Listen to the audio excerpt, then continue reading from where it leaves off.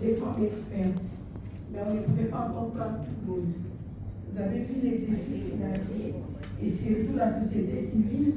Au départ, on voulait que la société civile soit comme des observatrices ou observateurs, des gens qui vont se mettre entre les deux camps.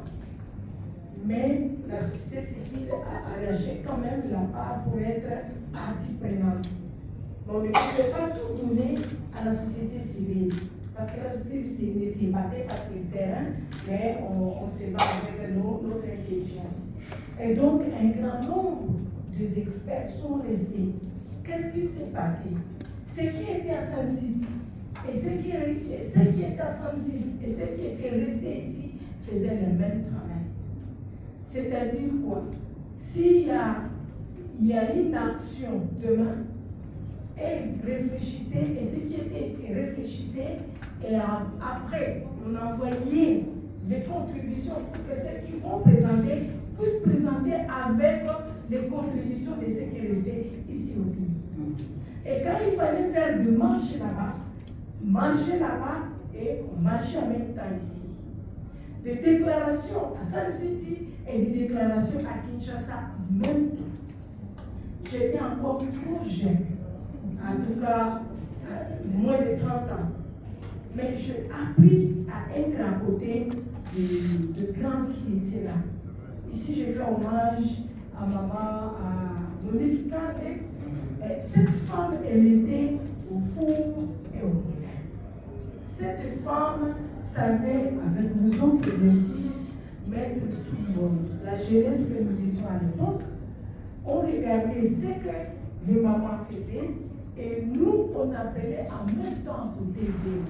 Donc il n'y avait pas cette cassure entre nous, les mamans de l'autre côté et les jeunes de leur côté. Non, les jeunes, nous étions là, on savait, on avait l'intelligence qu'on a eu à l'université, mais on avait besoin de l'expérience. Sans l'expérience, l'intelligence là nous amène très loin du bateau. Parce qu'on voulait la paix à tout prix et on se mettait ensemble. C'est comme ça que nous les femmes, on était tous les jours. On était tous les jours à la RTNC et dans d'autres radios. On était tous les jours en train de marcher, en train de s'étirer et on menaçait même. À un moment donné, quand ça embarquait là-bas, on a dit personne ne va rentrer au Congo.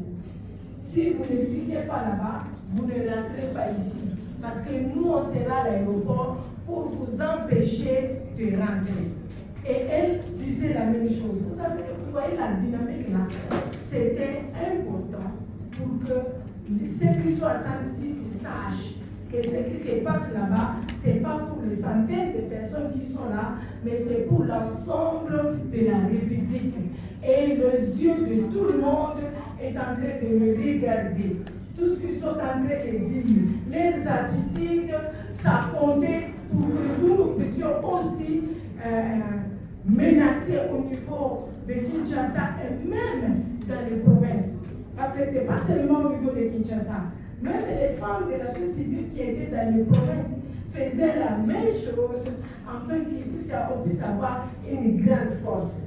Et cette grande force a fait bouger les lignes. Et ça, c'est ce que je dis aujourd'hui à la jeunesse, que la jeunesse ne puisse pas regarder les pionnières qui sont là, comme des personnes qui doivent partir et se mettre, mais c'est de conjuguer ensemble. S'inspirer avec tout ce qu'on a fait et peut-être l'améliorer pour faire beaucoup plus et beaucoup mieux afin que la voix s'élève, une seule voix pour la paix. Et c'est la voix de la femme.